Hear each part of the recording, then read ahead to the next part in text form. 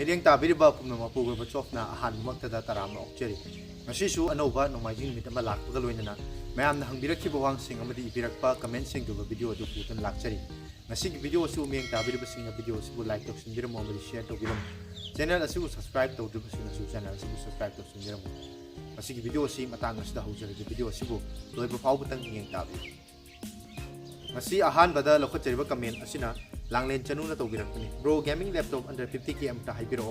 desktop ओरगना low budget अमता हाइबिरो अदुमना रुपा 50 फाउगी मनुंगदा गेम सानबा याबा लैपटॉप अमा यंगिरम बतारगदी अइगी ओइना सजेशन हाइजब बतारगदी Redmi Book 15 Pro हाइबा लैपटॉप असि यंगिबाय नत्रगना MSI GF63 हाइबा लैपटॉप असि सु यंगिबिय अदुबो अदोमना डेस्कटॉप अमा ओइना सेंबल तौबुन हेना दोबदमक तुम चागनी हाइना थमसिगी मरमदी हाइबा स्टा RAM का यामना पामबा प्रोसेसर नखरा मखलगी हाबा पामलिबा असिना चिंगबसिंग असि अदोमना अपग्रेड तौरगा मसुंग सेंदोअगा असेंबल तौबुन हेना गेम सानबगीदमकददी लैपटॉपना हेना फगनी हाइना कमेंट असिगी पाउकुम पिजरी मखाताना हंगबिरैबसि ब्रो इचेगी फोन से बैटरी चार्जिंग तौबदा 91% दगी हेलु याद्रे अडाप्टर अतोपो वाट चोबा अमदगी तौरसु हेलु याद्रे करिनो ओइदोइनो मसी अइने खंजबदा अदोंगी फोन अदुदा हार्डवेयर की प्रॉब्लम खरा लैरे हाइना हिंजे मरमदी अदोंगी फोन अदुगी चार्जिंग कनेक्टर प्रॉब्लम लैबा नत्रगना अतोपा सॉफ्टवेयर की प्रॉब्लम ओइरंबा तारगसु सेटिंग चंगलगा सेमदोपा मतमदा यागिदरा हाइना हिंजे अदुबो मसी हार्डवेयर की प्रॉब्लम ओइबा तारगदि अदोंगी चार्जिंग कनेक्टर USB हाइबा तारे मदुगी कनेक्टर अदु सेमदोपना हेना फगनी हाइना अदोंगी ऑप्शन अदु पिजरी मरमदी ममांग सत्ता सिगुम प्रॉब्लम असी आइगी फोन अमदसु थोकिबना मरम ओइरगा हाइरिबा चार्जिंग कनेक्टर अदु सिगोप मतमदा याखिबा असि थेंगजबना मरम ओइरगा अदोमदा हाइरिबा असि सजेस्ट तौजरी मथंगदा लौखचरिबा कमेंट असिना सरांगथेम तोमना तौबिरकपनी मसी अहानबो ओइना थेंगनबदा यामना नुंगाइबा कानाबा चैनल अमा ओइरमे सब्सक्राइब तौसिनजरी इंडिया की मोबाइल दगी चाइनीज मोबाइल सिंगना हौजिक यामना हेना पॉपुलर ओइबसि करिगिनो अमता हाइबिरो अदुगा वीडियो टोइना सेंबिरो मतम मतमगी ओइबा अहानबदा सरांगथेम तोमबबु आइगी माइकेदगी हाइनाइतन थागचबा फोंदोकचरी चैनल असिबु हेना मपुंग फाबा चैनल अमा होइना होनबदा अदोमसु मतेंग पांगबिबा आइगी माइकेदगी तौविमल खंगचबगा लोइना अदोमना हंगिरैबा हौजिकी मतमदा चाइनीज की मोबाइल सिंग असिना हेना पॉपुलर ओइरिबासे अखोइगी चाइनीज की मोबाइल सिंग असिदा अखोइगी मार्जिन असी यामना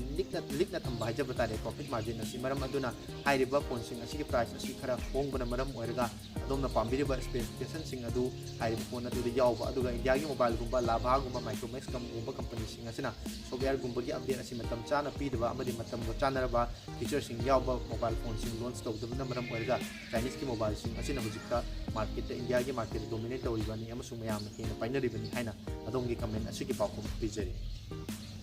मथंगदा लौखचरिबा कमेंट असिना सरांगथेम तरुबी देवी ने तौबिरकपनी चैनल असि ngasi थेंगनबदा यामना कानाबा चैनल अमा ओइरमे मोबाइल की मरमदा खंगदबा कया खंगजरे सब्सक्राइब तौसिनजरे हौकिबा चही खरादा यामना पॉपुलर ओइरमा मोबाइल माइक्रोमैक्स हाइरिबा सिन हौजिकी मियामना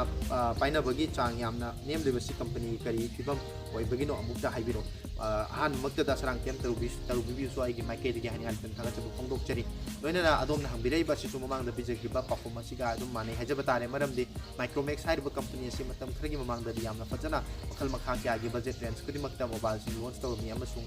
मतम चानरबा स्पेसिफिकेशन सिंग पीबा मोबाइल सिंग लॉन्च तौरमी अदुम हुजिकी मतमददि अनौबा मोबाइल क्या लॉन्च तौकिदबा लोइनना ममांग चता लो तौकिबा मोबाइल सिंग अदुदा बै सॉफ्टवेयर की अपडेट मतम चाना पीदबा लोइनना स्पेसिफिकेशन सिंग असि लॉन्च तौबा तारगसु हुजिकी मतमदा चानदबा ओइबना मरम ओइरगा मयामना यामना पामनद्रे अमसुंग सिनद्रे लोइनना हाइरिबा कंपनी असि हुजिकी मतमदा अनौबा मोबाइल सिंग सु लॉन्च तौदबना मरम ओइरगा फोन कंपनी असि के मोबाइल सिंग असि उबा फंगदिबनी हाइना अदोंगी कमेंट असि की पाउकुमसु पिजरी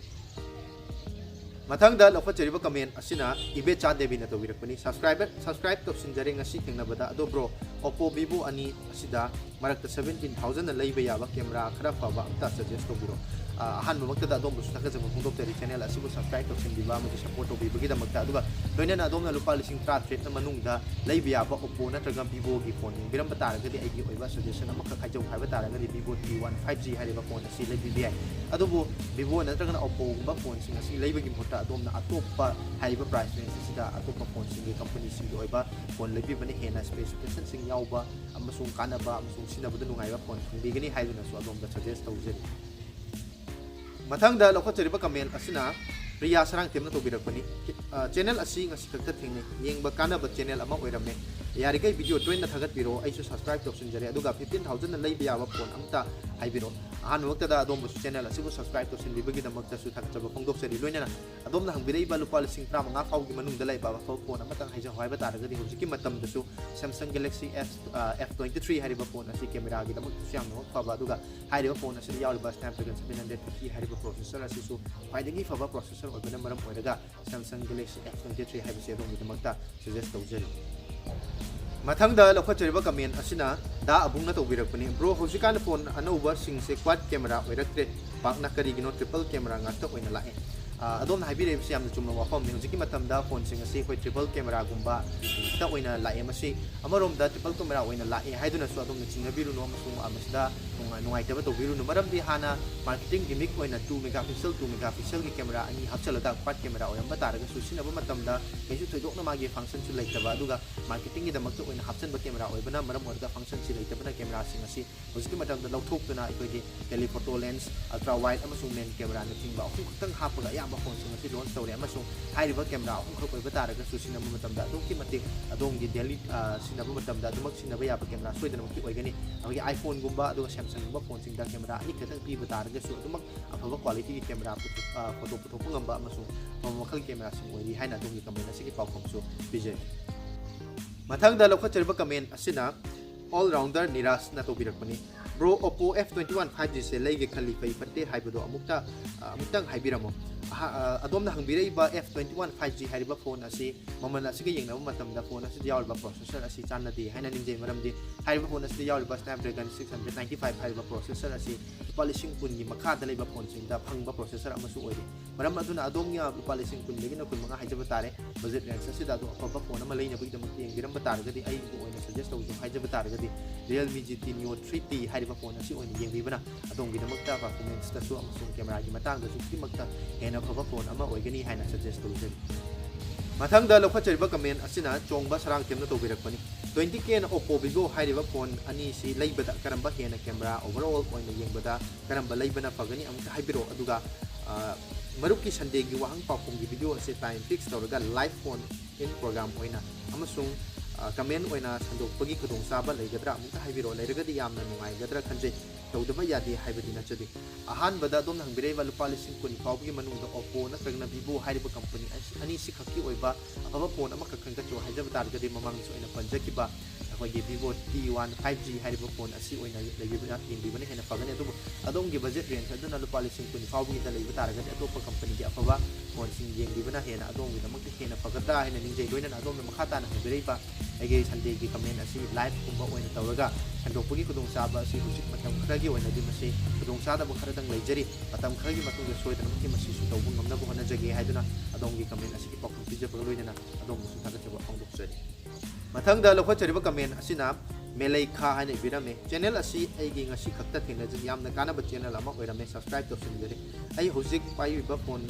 MI Note 10 ase namba amata chatre hana display silure heksin ba adum yadre aduga mathanta namba hekta yakte call tawbada wari sanamba loibaga aina phone thambasu yade mina thambudadi masi kari problem leibagi amta haibiro adom bo han mukta channel asu subscribe to sen dibagi tamukta thaga chu loina na adom na haibiribe problem asi gogi once company na haplang leiba display asi bu silu ba taragari adum thengna problem amani masi tas haibitane adom gi display da issue leina maram orga haidiba si yadabane adom na singiriba display adu company ki authorize oba gogi service center gum da chalaga sindiba matam dadi haiba problem asi koina leitabi ay adu atop repair shop amadagi adom na sembirum ba taragadi masi problem asi adum ngaduna leigadaba problem amani masi yari makai adom na matung tarpu matamda mobile phone sing display sin ba taraga su authorize oiba service center da chalaga sindiba matamda haiba problem asi khara makai di pagani haina dom comment asi ki pakhum su bijani mathangda lokachariba comment asina kam sani birame iPhone 14 amasung iPhone 14 Plus se kadai kaida khenage adom nangbireba phone asida khenaba haiba taragadi processor gi matang dudi chap manare adubu masida display da amana 6.1 oiba amana 6.7 inch oiba aduga battery gi matang da amana 3200 mAh oiba amana 4200 mAh oiba haiba asina tana atoppa khenaba amata leiki haina dom comment asi pawko bijani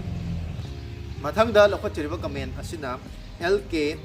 motifu everything haini birame bro Vivo V23 ga OnePlus Nord 2 karamba laubana fani camera ga performance ki matang da khara haibiro